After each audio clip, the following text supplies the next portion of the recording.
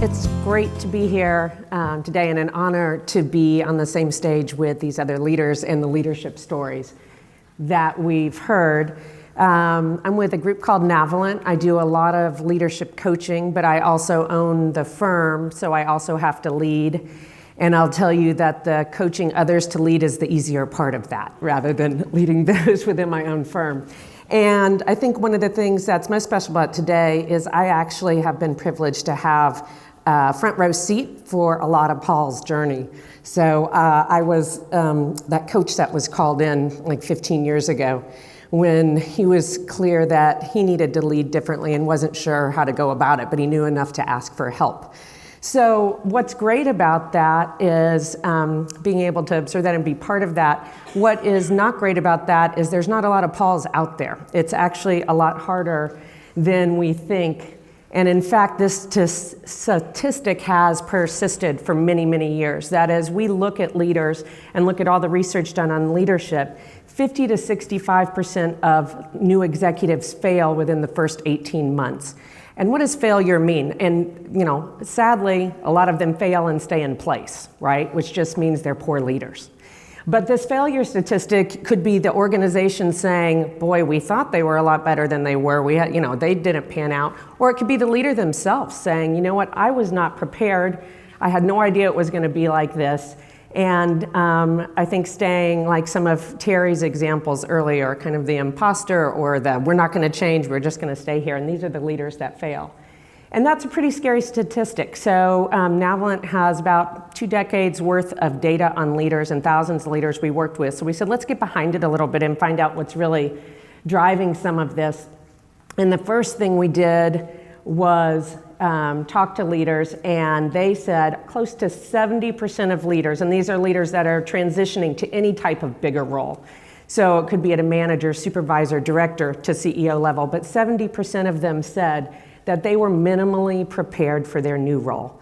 And so we thought to ourselves, our sample size must be off, right? These must be people that had no development. It must be really small companies. Maybe we had a really bad assessment process. So let's just go back into that sample size and talk to the leaders who actually went through formal development programs.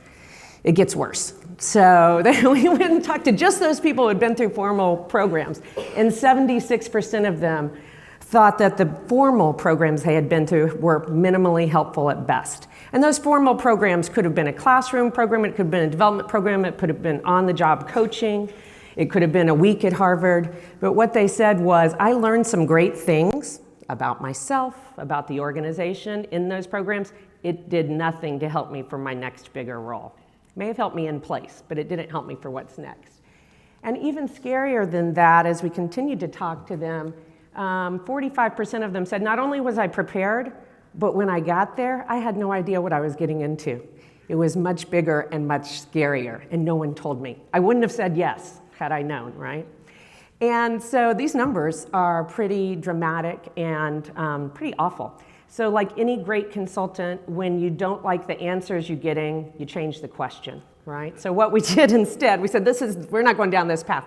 Let's go back to the Pauls that we have in our sample size. And let's talk to leaders who have made successful transitions and ask them, another great consulting trick, ask the experts what they did and find some patterns in it. Let's ask them what made them successful as they went about this. And the great news is we found 4 consistent things.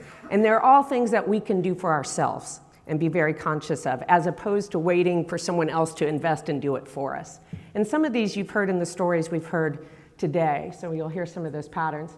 The first superpower, get it now here, is that they leverage the power and breadth. These leaders, and it's an overused phrase, but they always keep the big picture in mind.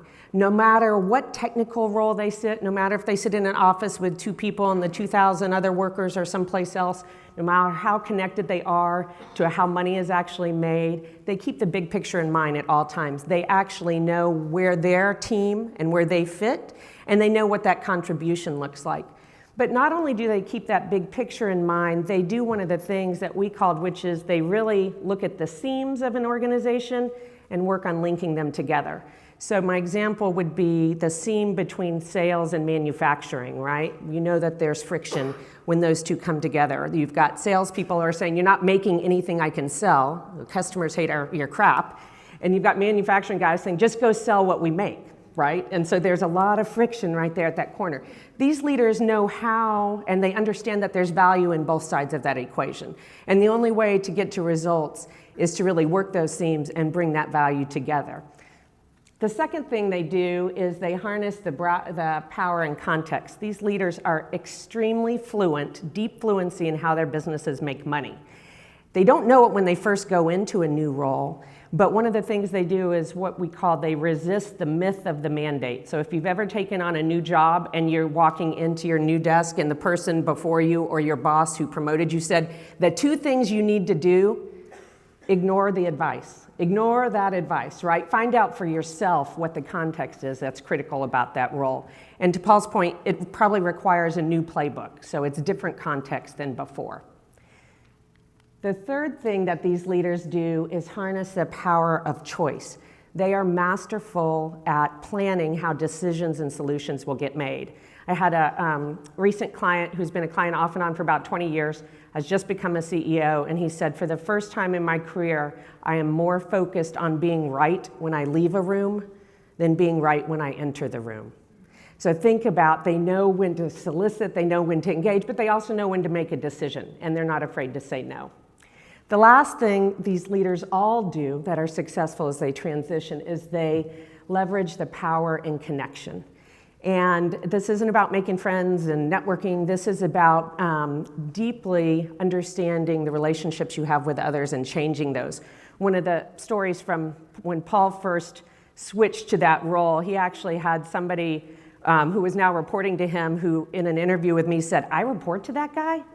He's my boss now? And I'm like, yeah. And he's like, well, he kind of used to be down below me in the organization, right? So this ability to change the relationship and the connection you have as you move into new roles and to take people that potentially used to be your boss or above you or a peer that you were in constant fight with and form a new relationship is the connection piece that we're talking about. These leaders also spend a lot of time getting feedback for themselves so they can be genuine and engage in listening with others.